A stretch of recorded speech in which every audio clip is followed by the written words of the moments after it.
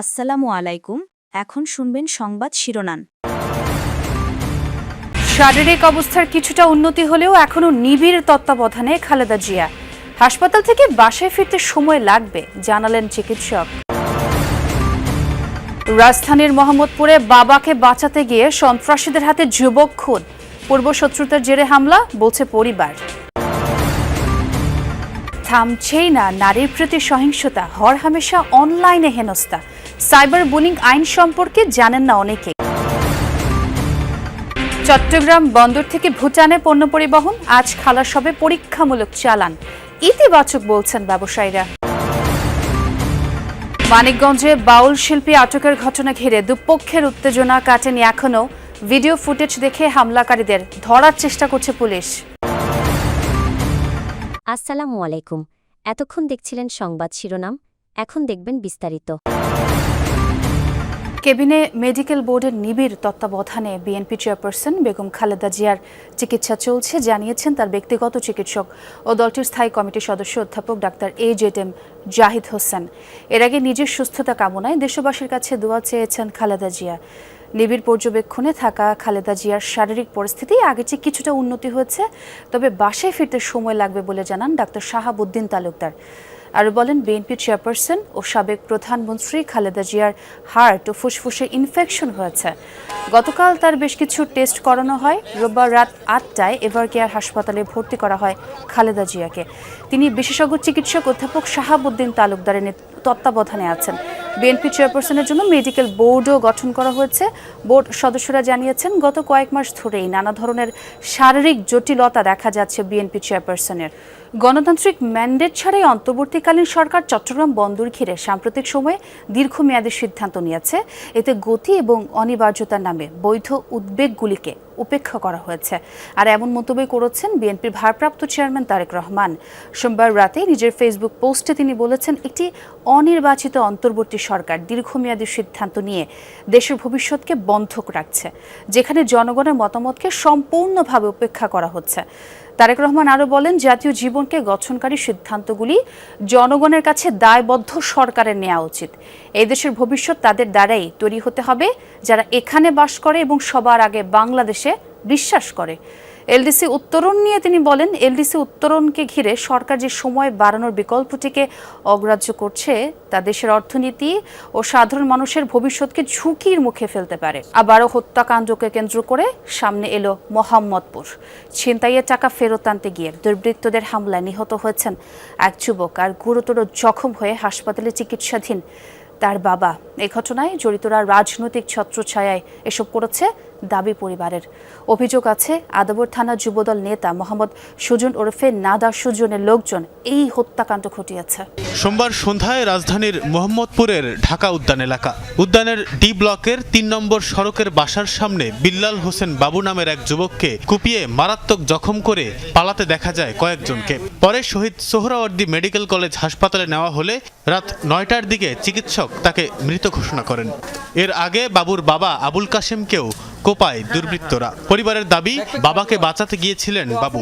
দুর্বৃত্তদের বাধা দিতে গেলে বাবা ছেলে দুজনকেই কুপিয়ে ফেলে রেখে যায় তারা। আমার জামাইয়ের যখন কোপ মারছে তখন আমার পোলায় যায় এরকম ধাক্কা মারছে, ধাক্কা মারার পরে তো আমার পোলার এই জায়গায় কোপটা দিচ্ছে। ইনোয়া গাড়ি নাকি হাইস গাড়ি দিয়া হঠাৎ অনেক লোক আসছে, 10-12 জন দাঁত আর আন্দা নাকি কি বলে। একজনে খবর কইছে যে তোমার বাবারে মারে, ও দৌড়ে এখানে গেছে। নিহতের পরিবার জানায়, এই হত্যাকাণ্ড ঘটিয়েছে রাজীব, রুবেল, মোহন, সবুজ সহ 10 থেকে 15 জনের একটি সংঘবদ্ধ দল।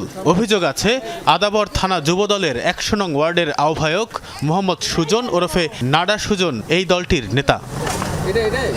এই রাজীবে আমার পোলারে কোপ মারছে, এই যে রাজীবে কোপ মারছে, আর এই যে রুবেল, মোহন ছিল, সুজন ছিল, সবুজ ছিল, নাডা সুজনের আন্ডারে আগে গ্যাং আছে। এটা সবুজরে দলে আর সুজনটা দলে পাইবেন। পরিবার জানায়, কয়েক মাস আগে নিহত বাবুর মামার কাছ থেকে 80,000 টাকা ছিনতাই করে নিয়ে যায় সবুজ ও তার দলের লোকজন। এ ঘটনায় একটি অভিযোগও দায়ের করা হয়। তখন সেই টাকা ফেরত চাইতে গিয়েই হামলার শিকার হয় আবুল কাশেম।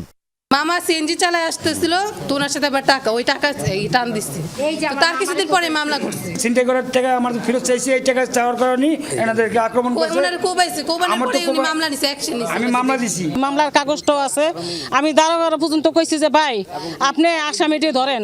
দারোগা আমার কয় আসামি আপনারা ধইরা দেন, আমরা আসামি চালান করুন।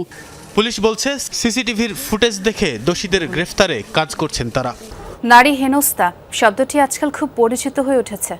যে কোনো সময়ে আপনার চারপাশে তাকালেই পেয়ে যাবেন কোনো না কোনো ভুক্তভোগী নারীকে। যুগের সাথে বদলেছে হেনস্থার ধরনও, বদলায়নি শুধু নারীর সামাজিক অবস্থান। প্রযুক্তি নির্ভর এই যুগে অনলাইনেও রেহাই নেই নারীর। আজ নারীর প্রতি সহিংসতা প্রতিরোধ দিবসে অনেক ভিড়ের মাঝেও নারী যেন একা, যেখানেই হোক তার অবস্থান অফলাইন কিংবা অনলাইন, কিছু মানুষের শিকার হতে হয় তাকে। তীক্ষ্ণ আক্রমণ আর বাক্যের বাণ ছুড়ে ঘায়েল করার চেষ্টা চলে প্রতিনিয়ত, ফলে থমকে যায় অনেক নারীর পথ চলা। নারী হেনস্থার ধরন এখন বদলেছে। সম্মুখ হয়রানির তুলনায় মুখ লুকিয়ে অনলাইনেই বেড়েছে কটূক্তির প্রতিযোগিতা। পোশাক বা চেহারা নয়, শুধুমাত্র মতের অমিল হলেই অনলাইনে মিলছে ধর্ষণের মতো হুমকিও। ডাকসু নির্বাচনের সময় তেমনই এক অভিজ্ঞতার মধ্য দিয়ে গেছেন ফাহমিদা। আমি এখনো ওটা থেকে বের হতে পারিনি। আমি হয়তো ভুলে গিয়েছি কোন মানুষগুলো আমাকে অ্যাটাক করেছিল। আমার হয়তো তাদেরকে মনে নেই, কিন্তু আমার ওই এসেন্সটা আমার মধ্যে সবসময় আছে। ফাহমিদার মতো প্রতিনিয়ত অসংখ্য নারী অনলাইনে হেনস্থার শিকার হচ্ছেন।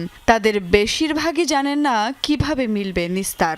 এ নিয়ে আইনি লড়াইয়ের রাস্তাও বেশিরভাগ নারীর অজানা। নারী হেনস্থার অন্যান্য ক্ষেত্রে নানান পরিসংখ্যান থাকলেও সাইবার হয়রানি নিয়ে সুনির্দিষ্ট কোনো তথ্য নেই সংশ্লিষ্ট দপ্তর বা অন্য কারো কাছে। অনেক নারী সরাসরি অভিযোগও জানান না, ফলে সাইবার হয়রানির ঘটনাগুলো দিন দিন মহামারীর রূপ ধারণ করছে। লিঙ্গীয় বৈষম্যর কারণে যে নির্যাতন, সেটাই হচ্ছে নারী নির্যাতন। নতুন প্রযুক্তি আসার সাথে সাথে সাইবার বুলিং, সাইবারের নানা ধরনের মিস ইনফরমেশন দেওয়া, এই সমস্ত মিলে এটা একটা নতুন ধরনের বিষয় শুরু হয়েছে। ভুটানের সাথে ট্রান্সশিপমেন্ট চুক্তি হয়েছে 2 বছর আগে। জটিলতা কাটিয়ে অবশেষে শুরু হয়েছে পরীক্ষামূলক পণ্য পরিবহনও। ভুটানের আমদানি করা পণ্যের প্রথম চালান এখন চট্টগ্রাম বন্দরে। আজ চলছে খালাস কার্যক্রম, এরপর সড়ক পথে রওনা দেবে ভুটানের উদ্দেশ্যে। এই ট্রানজিট ইতিবাচক বলছেন ব্যবসায়ীরা। স্থলবেষ্টিত দেশ ভুটানে নেই কোনো স্থলবন্দর, ফলে পণ্য আমদানি করতে হয় তৃতীয় দেশের মাধ্যমে। বাংলাদেশের বন্দর ও ভূখণ্ড ব্যবহার করে ভুটানে পণ্য নিতে দুদেশের মধ্যে ট্রানজিট ও প্রোটোকল চুক্তি স্বাক্ষর হয় 2023 সালে। প্রায় 2 বছর পর গত সেপ্টেম্বরে থাইল্যান্ড থেকে ভুটানের পণ্য চালান নিয়ে জাহাজ আসে চট্টগ্রাম বন্দরে। তবে সরকারি বিভিন্ন সংস্থার অনুমোদন জটিলতায় তা আটকে থাকে। টোল মাশুল পরিশোধ এবং শুল্কায়ন শেষে 2 মাস পর শুরু হয়েছে এসব পণ্য খালাস। পরীক্ষামূলক প্রথম চালানটিতে খাদ্যপণ্য, ফলমূল, কসমেটিক্স জাতীয় 6.5 টন পণ্য রয়েছে।